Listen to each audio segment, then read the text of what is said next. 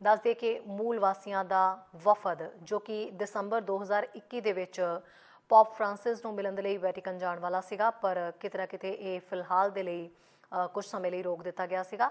ਪਰ ਹੁਣ ਇਹ ਵਫਦ ਸੰਬੰਧੀ ਜਾਣਕਾਰੀ ਮਿਲ ਰਹੀ ਹੈ ਕਿ ਇਹ ਵਫਦ ਜਿਹੜਾ ਹੈ ਉਹ ਮਾਰਚ ਦੇ ਅਖੀਰ ਦੇ ਵਿੱਚ ਵੈਟੀਕਨ ਲਈ ਰਵਾਨਾ ਹੋ ਸਕਦਾ ਹੈ ਤੇ ਪੋਪ ਫ੍ਰਾਂਸਿਸ ਦੇ ਨਾਲ ਉਹਨਾਂ ਦੀ ਮੁਲਾਕਾਤ ਜਿਹੜੀ ਹੈ ਉਹ ਹੋਏਗੀ।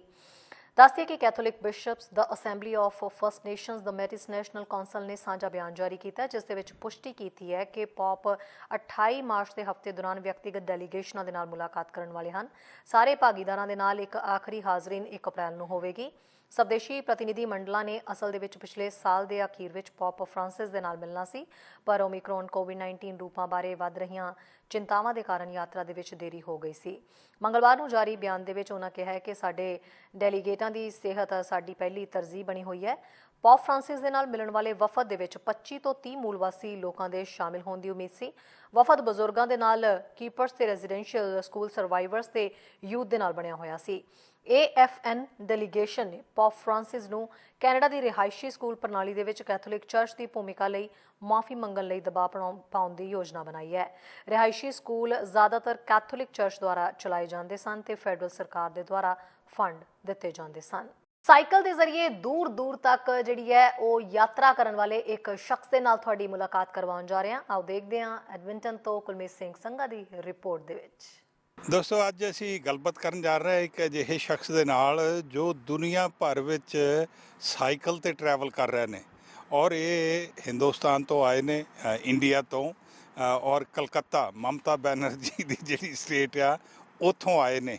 ਔਰ ਉੱਥੇ ਤੁਹਾਨੂੰ ਪਤਾ ਲੱਗਦਾ ਵੀ ਹਾਂ ਬਈ ਵਾਕਈ ਕੁਝ ਕਰਨ ਦੇ ਜਿੱਦਾਂ ਜਦੋਂ ਕਿਸੇ ਬੰਦੇ ਨੇ ਠਾਣ ਲਈ ਨਾ ਤੇ ਉਹ ਉਹਨੂੰ ਪੂਰਾ ਕਰਕੇ ਹਟਦੇ ਨੇ।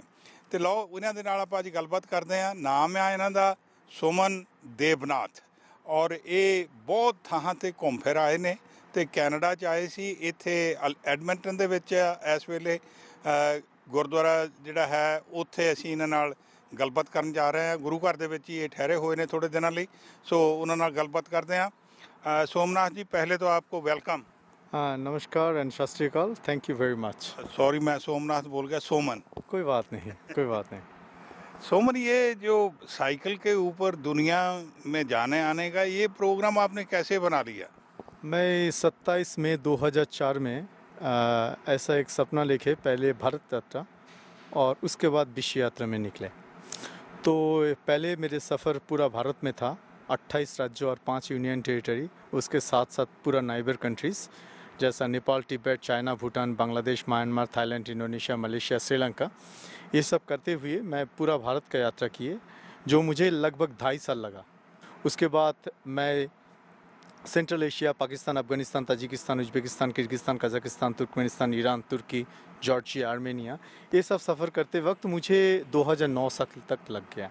फिर 2009 से 12 मैं यूरोप का सफ़र किए, यूरोप में 48 कंट्री सफ़र किए।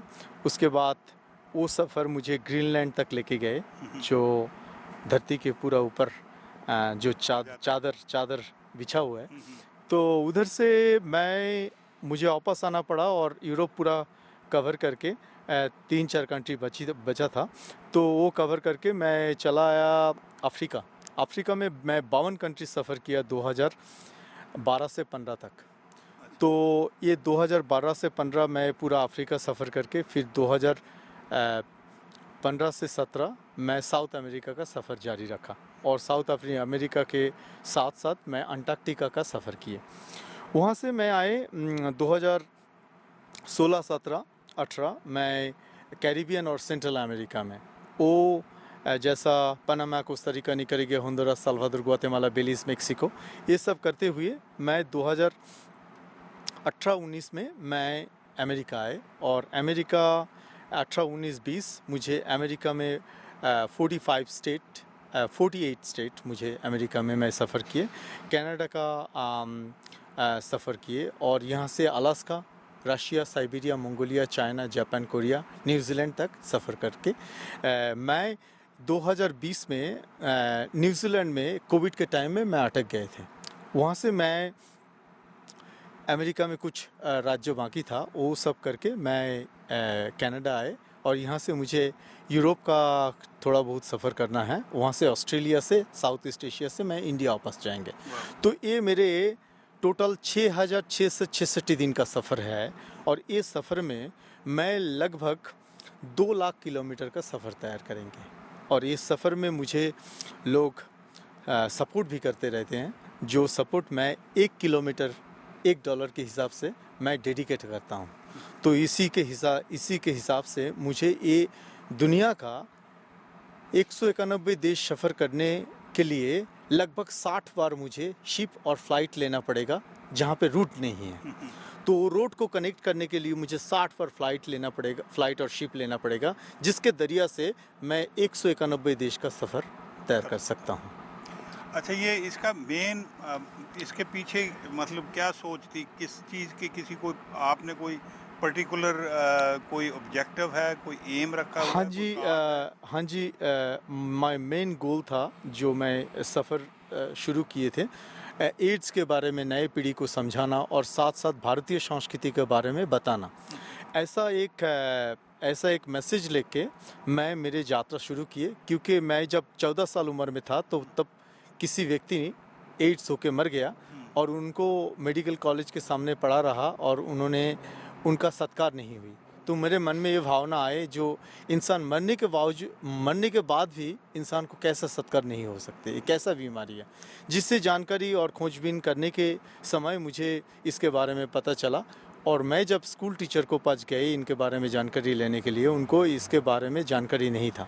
तो मेरे मन में ये भावना आए, मुझे इसके बारे में जानकारी मिले, जो जानकारी मैं लोगों को बांट सकता हूँ। इसी एक सपना लेके मैं 16 साल उम्र में मेरे मन की यात्रा शुरू किए इसके बारे। और 20 साल उम्र में मैं जब मेरे पढ़ाई ख़त्म किए, एक तो मैं बैचलर इन जूलॉजी में कलकत्ता यूनिवर्सिटी से किए और सर्वभारती यूनिवर्सिटी से मैं विशारद भी किए।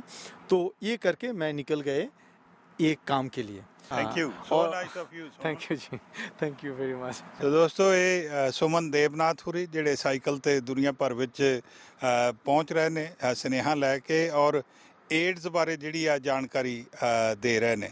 ਸਾਡਾ ਹਰ ਇੱਕ ਪ੍ਰੋਗਰਾਮ ਵੇਖਣ ਤੇ ਸਾਡੇ ਨਾਲ ਜੁੜਨ ਲਈ ਸਬਸਕ੍ਰਾਈਬ ਕਰੋ ਚੈਨਲ ਪੰਜਾਬੀ ਤੇ ਨੋਟੀਫਿਕੇਸ਼ਨ ਲਈ ਬੈਲ ਆਈਕਨ ਵਾਲੇ ਬਟਨ ਤੇ ਕਲਿੱਕ ਕਰੋ।